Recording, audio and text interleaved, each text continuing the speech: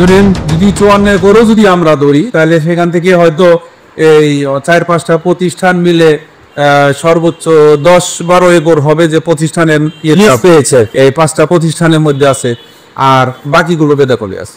এই বাকি যে জায়গাগুলো বেদখলে রয়েছে এটা দখলমুক্ত করতে প্রশাসনিক কোনো ভূমিকা দৃশ্যমান দেখতে পেয়েছেন কিনা? না, দেখি এ বিষয়ে আপনার কোনো কথা রয়েছে? এটা আমার মনে হয় যে প্রশাসনের উদ্যোগ নিয়ে, যেহেতু এটা সরকারি সম্পত্তি, অর্পিত সম্পত্তি, এটা কোনোভাবেই হস্তান্তরযোগ্য না, সেই ক্ষেত্রে এই মানে সম্পত্তিগুলো রাষ্ট্রের উদ্ধার করা উচিত। জমিদার নেই, জমিদারি প্রথাও বিলুপ্ত, ঘোড়ার দালানে সাদের ঘোড়াগুলোও নেই, নেই রংমহলে নূপুরের নিক্কণ, কিন্তু কালের সাক্ষী হয়ে আজও দাঁড়িয়ে আছে 19 শতকে নির্মিত টাঙ্গাইলের নাগরপুর জমিদার বাড়ি। স্থানীয়ভাবে চৌধুরী বাড়ি নামে পরিচিত এই স্থাপনাটি এখনো জানান দিচ্ছে তার গৌরবগাথা। জমিদার যদুনাথ চৌধুরী নির্মিত এই ভাস্কর্যময় স্থাপনা প্রায় 54 একর জায়গা জুড়ে বিস্তৃত। এর স্থাপত্যে রয়েছে মুঘল স্থাপত্য রীতির অপূর্ব সমন্বয়। মূল ভবনের অভ্যন্তরীণ অংশ দুষ্প্রাপ্য সত্য পাথরের সুশোভিত। জমিদারি আমলের প্রতীকী কাঠামোগুলোর মধ্যে রয়েছে নহবতখানা, যা ছিল মূলত বৈঠকখানা ও সাংস্কৃতিক চর্চার কেন্দ্র। এছাড়াও আছে ঝুলন দালান, ঘোড়ার দালান এবং এক সময়ের বিলাসবহুল চিড়িয়াখানা। জমিদার বাড়ির সন্নিকটে অবস্থিত বিশাল উপেন্দ্র সরোবর নামক দিঘিটি এই ঐতিহাসিক পরিবেশের সৌন্দর্য আরও বাড়িয়ে তুলেছে। দেশ বিভক্তির পর জমিদারি প্রথা বিলুপ্ত হওয়ায় এই ঐতিহাসিক সম্পদ অবহেলার পথে এগিয়েছিল। তবে বর্তমানে এই স্থাপনার মূল ভবনটি নাগরপুর মহিলা ডিগ্রি কলেজ এর একাডেমিক কার্যক্রমের জন্য ব্যবহৃত হচ্ছে, যা ইতিহাসের সাক্ষীকে একটি উৎপাদনশীল ভূমিকায় ফিরিয়ে এনেছে। 2020 সালে বাংলাদেশ প্রত্নতত্ত্ব অধিদপ্তর ভবনটি অবৈধ দখলদারের কাছ থেকে মুক্ত করে এর সংরক্ষণের পদক্ষেপ নেয়। তবে নাগরপুর মহিলা কলেজের অধ্যক্ষ মোহাম্মদ আনিসুর রহমান জানান, এখনো সম্পূর্ণ দখল মুক্ত হয়নি। নাগরপুর মহিলা কলেজ কি 1989 সনে সাবেক প্রতিমন্ত্রী অ্যাডভোকেট নূর মোহাম্মদ খান কর্তৃক প্রতিষ্ঠিত হয়, যে এটি সতীশচন্দ্র রায় বাহাদুর চৌধুরীর অর্পিত সম্পত্তির উপরে 5 একর 81% জায়গা দিন নাগরপুর প্রতিষ্ঠিত পায়। সেখান থেকে চড়াই প্রাইমারি আর্টস মহিলা কলেজকে নাগরপুর উপজেলার মধ্যে একটি অন্যতম শিক্ষা প্রতিষ্ঠান হিসাবে স্বীকৃতি লাভ করেছে। এখান থেকে প্রতি বছরই 2-4 জন মেয়ের এপার পাচ্ছে পাবলিক বিশ্ববিদ্যালয়ে চান্স পাচ্ছে।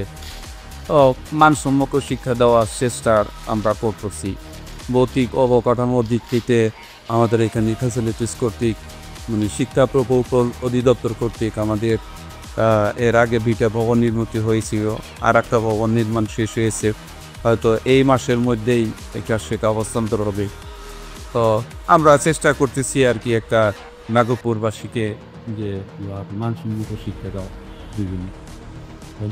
এখানে আমরা যে পুরনো স্থাপনাটি দেখেছি, এটা মূলত কে তৈরি করেছিল এই জমিদার বাড়িটি, আর জমিদার কে ছিল? এটা তৈরি করেছে সতীশচন্দ্র চৌধুরী। উনি ব্রিটিশদের কর্তৃক রায় বাহাদুর উপাধি পান, যে কারণে ওনাকে বলা হয় সতীশচন্দ্র রায় বাহাদুর চৌধুরী।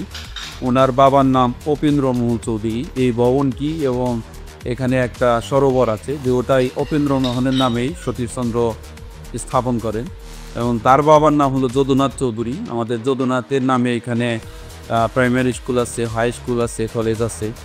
তো এই হলো ওনাদের মানে কর্তৃক প্রতিষ্ঠিত।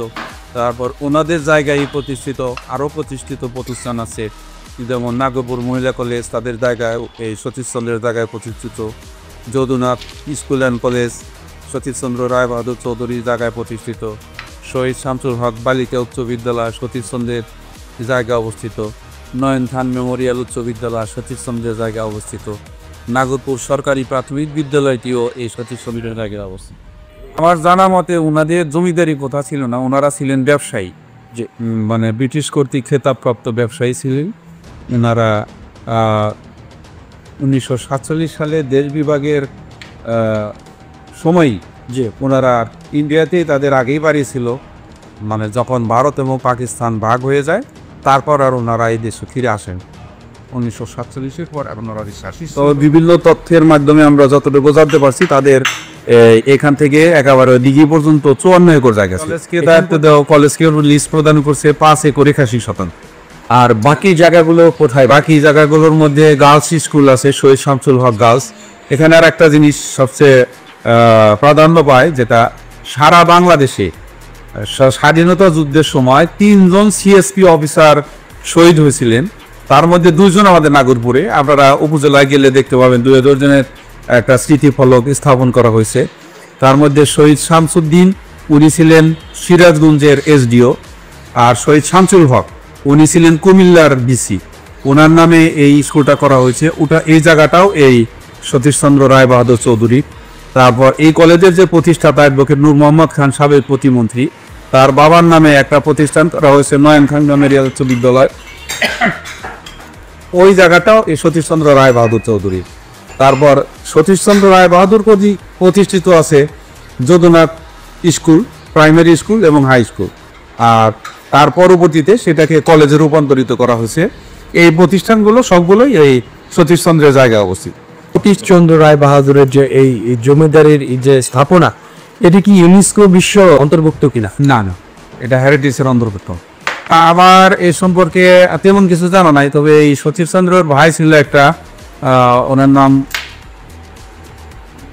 ইস্ট বেঙ্গল ক্লাবের প্রতিষ্ঠাতা। কলকাতা যে এখন ইস্ট বেঙ্গল ক্লাব আছে, মানে ওটার প্রতিষ্ঠাতাও নামটা বলে গেল। যাই হোক, ওনাদের কর্তৃক মানে উনি ছিলেন ক্রীড়ামোদী। তারপরে নাগরপুরে হাসপাতালের প্রতিষ্ঠাতাও সতীশচন্দ্র চৌধুরী। ওনার একটা ছেলে ছিল, ওনার ছেলের নাম ছিল পুণ্ডরীকাক্ষ। ওই পুণ্ডরীকাক্ষ মারা যাওয়ার পরে এখানে মানে তখন তাকে চিকিৎসার অভাবে ছেলেটা মারা যায়। তখন সে কলকাতা থেকে ডাক্তার নিয়ে এসে এখানে তার মানে নাগরপুরের জনগণের জন্য চিকিৎসার ব্যবস্থা করে। এই যে আমাদের দক্ষিণ পাশেই উপজেলা স্বাস্থ্যকেন্দ্র, যেটা এটার ভিতরেই এখন ওই পুণ্ডরীকাক্ষ হাসপাতালের যে ভবনটা ছিল সেই ভবনটা এখন আছে। এটার সে ওইটাই প্রত্নতাত্ত্বিক নিদর্শনটা বেশি আছে।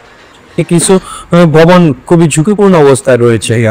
এই ভবনগুলো নিয়ে আপনারা কি ভাবছেন, অথবা প্রশাসনিকভাবে কতটুকু আপনারা এটা নিয়ে সচেতন হয়েছে? আমি প্রশাসনিকভাবে আমার দিক থেকে আমি চেষ্টা করতেছি আর কি। একাধিকবার উপজেলা প্রশাসনকে এবং জেলা প্রশাসনকে জানিয়েছি যে কিছু ধ্বংসপ্রাপ্ত ভবন আছে যেগুলো জীবনের জন্য ঝুঁকিপূর্ণ। আবার এখানে মেয়েরা ক্লাস করে, প্রায় 2000-এর মতো মেয়ে আছে। তো তারপর অভিভাবকরা আছে, আবার বিভিন্ন জায়গা থেকে দর্শনার্থী আসে, তাদের সবার জন্য এই বিষয়টা ঝুঁকিপূর্ণ। এই জন্য ধ্বংসপ্রাপ্ত কিছু ভবন আছে যেগুলো অপসারণ করা উচিত, এবং যে ভবনগুলো মেরামতযোগ্য আছে এগুলো যদি সরকার কর্তৃক মেরামত করা হয়। যেমন এই আমরা যে ভবনটা বসে আপনার সাথে কথা বলছি, এই ভবনটা গত বছর কিছুটা সংস্কার করা হয়েছে। এখন কিন্তু ভবনটা মানে নান্দনিক, আরও বেশি নান্দনিক হয়েছে। অনুরূপভাবে এখানে রোমমহল আছে, সিংহ দালান আছে, যৌবন দালান আছে, গেট দালান আছে। বিশেষ করে এই 4-5টা বিল্ডিংয়ে যদি সংস্কার করা হয় তাহলে এখানে আরও দর্শনার্থীদের ভিড় বাড়বে এবং প্রাচীন ঐতিহ্য রক্ষা করা সম্ভব। তাদের আত্মীয় অথবা এই জমিদার বাড়ি উত্তরসূরি কোনো ব্যক্তির কাছ থেকে কোনো তথ্য থাকে, সেটা হবে বস্তুনিষ্ঠ, সেটা আপনি আমাদেরকে জানাতে পারেন। আমার মানে আমি অধ্যক্ষ হওয়ার পরে ওনার প্রথমে আসছিলেন এই সতীশচন্দ্র রায় বাহাদুর চৌধুরীর মেয়ে, সেটা আসছিলেন করোনার সময়। উনি আসছিলেন 2021 সালে। 2021 সালে উনি আসছিলেন। তো তার কাছ থেকে কিছু তথ্য পাইলাম। মানে ওনার জন্মই হয়েছে ইন্ডিয়াতে, বাংলাদেশে জন্ম হয়নি, কিন্তু উনি দেখতে আসছিলেন। পুতি আসছিলেন, অর্থাৎ নাতির ঘরে ছেলে রাজেশ চৌধুরী, উনি আসছিলেন গত 23 সালের ডিসেম্বর মাসে। তো ওনার কাছ থেকে কিছু তথ্য আমরা পাইছি যে ওনারা আমি জিজ্ঞেস করলাম যে আপনাদের বাপদাদারা যে মানে সম্পত্তি ফেলে রেখে গেছে তাদের কাছ থেকে কোনো অনুভূতি জানছেন কিনা। পরে উনি বললেন যে হ্যাঁ, আমার দাদার কাছ থেকে এটুকু জানছি যে তারা বলছে যে এটা ছিল তাদের গ্রামের বাড়ি। 1947 সালে যখন ভারত পাকিস্তান দেশ ভাগ হয়ে যায়, ভাগ হওয়ার পরে ওনারা আর বাংলাদেশের এই বাড়িতে আসেন না। এতটুকু তথ্য আমি জানতে পারছি।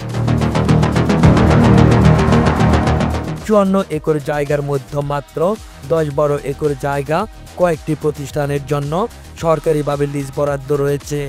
বাকি জায়গাগুলো দখলমুক্ত করতে প্রশাসনিক দৃশ্যমান কোনো অভিযান নেই বলে তিনি উল্লেখ করেন। তিনি আরও জানান, পরিত্যক্ত ভবনগুলো অপসারণ অথবা সংস্কার করা খুবই জরুরি। এই ঐতিহাসিক স্থাপনা পরিদর্শনে আগ্রহীদের জন্য কিছু সতর্কতা রয়েছে। যেহেতু বর্তমানে এটি একটি শিক্ষা প্রতিষ্ঠান, তাই ব্যক্তিগত পরিচয় ছাড়া সরাসরি প্রবেশ সীমিত হতে পারে। কলেজের কর্মদিবসে শ্রেণীকক্ষ সচল থাকায় সাধারণ দর্শনার্থীদের জন্য উন্মুক্ত নয়। কলেজের সাপ্তাহিক ছুটিতে প্রতিষ্ঠান বন্ধ থাকায় ভিতরে প্রবেশাধিকার নাও মিলতে পারে। তাই এই স্থাপনা সরেজমিনে দেখতে আগ্রহীদের কলেজ কর্তৃপক্ষের সঙ্গে আগে থেকে যোগাযোগ করার পরামর্শ দেওয়া হচ্ছে। এই জমিদার বাড়ি কেবল একটি প্রাসাদই নয়, এটি আমাদের ইতিহাস সংস্কৃতির এক জীবন্ত দলিল। এর সংরক্ষণ ও রক্ষণাবেক্ষণ নিশ্চিত করা বর্তমান ও ভবিষ্যৎ প্রজন্মের কাছে ইতিহাস পৌঁছে দেওয়ার জন্য একান্ত প্রয়োজন। মোহাম্মদ সোহেল, দৈনিক সময়ের কাগজ, আন্তর্জাতিক এই ডিজিটাল প্ল্যাটফর্মের পক্ষ থেকে সকলের প্রতি রইল আন্তরিক অভিনন্দন ও শুভেচ্ছা। দেখা হবে নতুন কোনো প্রতিবেদন নিয়ে। সাবধানে থাকুন, সতর্ক থাকুন।